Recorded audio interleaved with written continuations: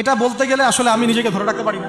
ইসলামের ইতিহাসের সবচাইতে মর্মান্তিক যুদ্ধ হচ্ছে মুতার যুদ্ধ, সবচেয়ে মর্মান্তিক। বদর, উহুদ, খন্দক, খায়বার যত যুদ্ধ আছে এগুলো যুদ্ধ অনেক বড় মাপের। মুতার যুদ্ধের প্রেক্ষাপট এবং সিচুয়েশনটা সম্পূর্ণ ডিফারেন্ট। এখানে আপনাদেরকে আমি তিনজন শ্রেষ্ঠ বীরের মহাকাব্য শোনাচ্ছি। কয়জন? তিনজন শ্রেষ্ঠ বীর পুরুষের মহাকাব্য। নবী সাল্লাল্লাহু আলাইহি ওয়াসাল্লাম একজন সাহাবীকে পাঠালেন, তার নাম হচ্ছে হারিস বিন উবাইদা। কি নাম বলেন?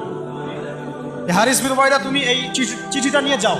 এটা তো মদিনা রাষ্ট্র কায়েম হওয়ার পরের কথা, একদম নবম হিজরতের 8ম বছরের দিকের কথা আর কি। তখন ততদিন হুদাইবিয়ার সন্ধিও হয়ে গেছে এবং কাজা উমরা আদায় হয়ে গেছে এবং খায়বার যুদ্ধ জয় হয়ে গেছে। খায়বারের পরের কথা এটা, যে হারিস বিন উবাইদা তুমি এই চিঠিটা নিয়ে যাও, ওই রোমকদের কাছে যাও। তখন তো সুপার পাওয়ার দুইটা, রোমানরা এবং পার্সিয়ানরা। তো এখনকার ওই যে এই কন্টিনেন্টের ন্যাটো আর ওই কন্টিনেন্টের চায়না রাশিয়ার মতো, যেটা করতেছে।